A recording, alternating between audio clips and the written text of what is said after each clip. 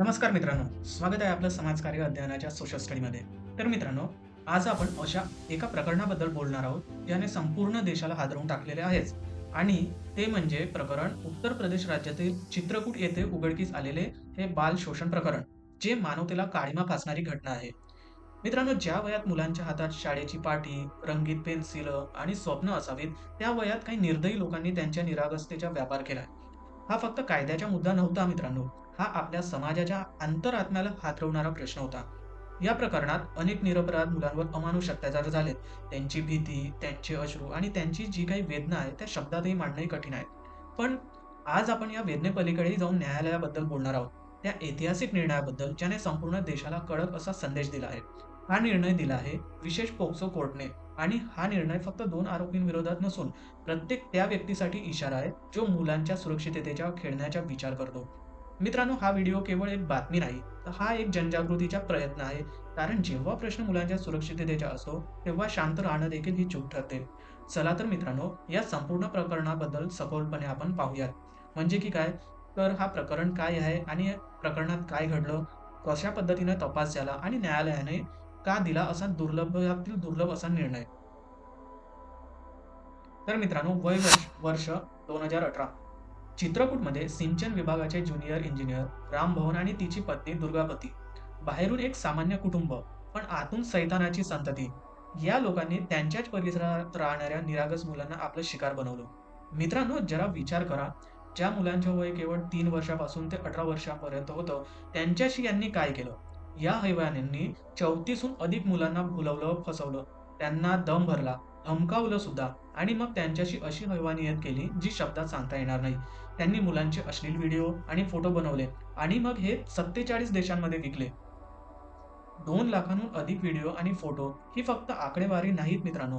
ही 34 निरागस मुलांची मोडलेली आयुष्य आहे. त्यांची विखुरलेली स्वप्न आहेत. पण म्हणतात ना, की सूर्य नेहमी अंधारातून चिरूनच बाहेर येतो. वर्ष 2020 मध्ये जेव्हा एका मुलीनं धीर एकवटून आपल्या कुटुंबियांना बद्दल सांगितलं होतं, तेव्हा हा संपूर्ण प्रकरण समोर आला.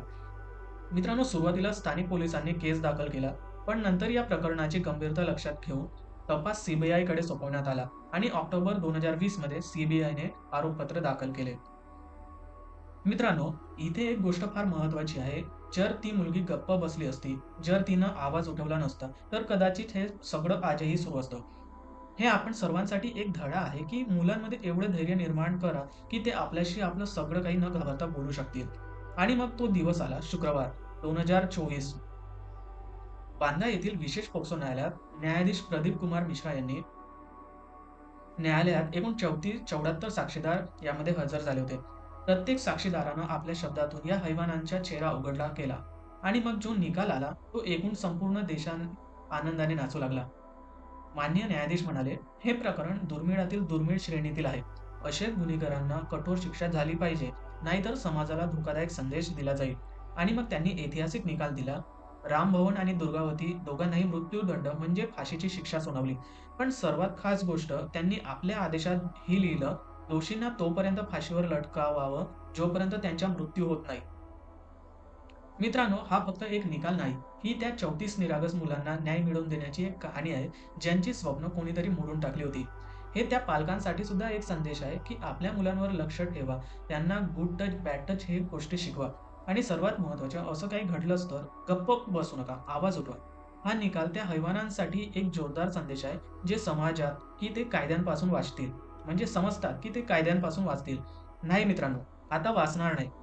आपल्या आजूबाजूला एखाद्या मुलाशी काही वावगं घडताना दिसलं तर गप्प बसू नका.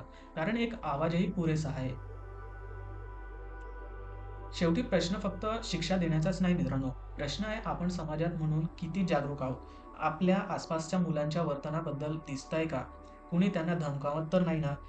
डिजिटल प्लॅटफॉर्मचा गैरवापर तर होत नाही ना?